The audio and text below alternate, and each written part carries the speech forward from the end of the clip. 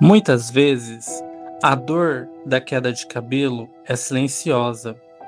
É o susto ao acordar e ver o travesseiro, é o nó na garganta ao limpar a escova, é o medo constante de que as pessoas ao redor percebam as falhas. Para uma mulher, o cabelo é a sua coroa, sua identidade.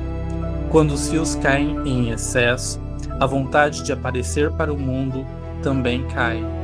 Não é vaidade, é saúde emocional. É sobre recuperar o prazer de se olhar no espelho e se reconhecer na imagem que está ali.